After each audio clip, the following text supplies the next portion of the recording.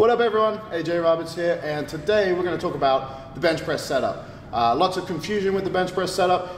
Quite frankly, there's many ways you can get set up for the bench press. I don't know if one is better than the other. What I'm going to show you today is the bench press setup I use personally to take me over 900 pounds in the bench press. And so it works pretty good. I actually learned it from another world record holder before, and many people use it and bench press, big weights with it. So again, what I'm talking about here today with the setup is really for pressing maximal weights. It's for getting the most, lifting the most you possibly can, okay? So some of you may have questions about, well, is this the best position for, safety or something like that? Bear in mind with this, again, we're talking about moving maximal poundages, and so we're as safe as we can be. We're never encouraging injuries, but some people will say other ways are safer. No problem with that. Do what you're comfortable with, but I wanted to show you what I do so that you can see exactly kind of what I've done, and hopefully you can kind of take from it and adapt it and use it for yourselves, okay? So the first thing we're going to talk about is your feet, okay? You really want a solid base when you bench press.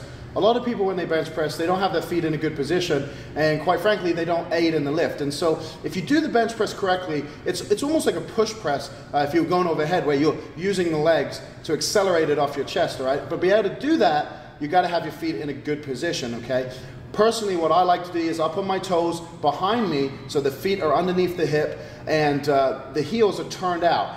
Turning the heels out creates hip torque, which keeps the butt down on the bench press. All right, and remember, when you drive with the bench press, we're going to drive through the toe, and we're not driving down into the ground. What we're actually doing is driving away from us. All right, so we create that reaction where force into the ground, comes back through the body up to the bar, not down and out through the hips, okay? And I'll demonstrate this in a minute once we've gone over the talking points. But your feet setup is very important, and you want to make sure, like I said, I'm on my toes, feet are behind me. The other position a lot of people like is feet out in front, wide, spread wide, okay? And again, we're on our toes, but heels are going to be on the ground, obviously, because our feet are out in front.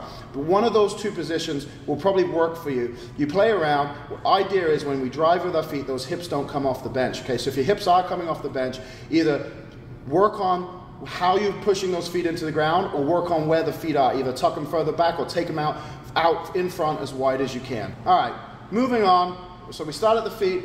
Next is the arch, okay? And a lot of people's misconception when they say they think about arch, they think about arching the lower back. And honestly, I've never even thought about arching the lower back because at the end of the day, we're not touching our belly button. We're touching our sternum just below when we get set up correctly, and you'll see that position coming up. But basically, the arch is of the upper back, all right? So what you want to do is you want to squeeze those shoulder blades together, okay? And this is what most people do, but what they miss is pulling those shoulders down with the lats, shoulder blades together, creating a nice high arch, which in turn gives you a shorter range of motion, meaning you can press more. Next up is the grip, and obviously this is important because this is where the barbell is in our hand.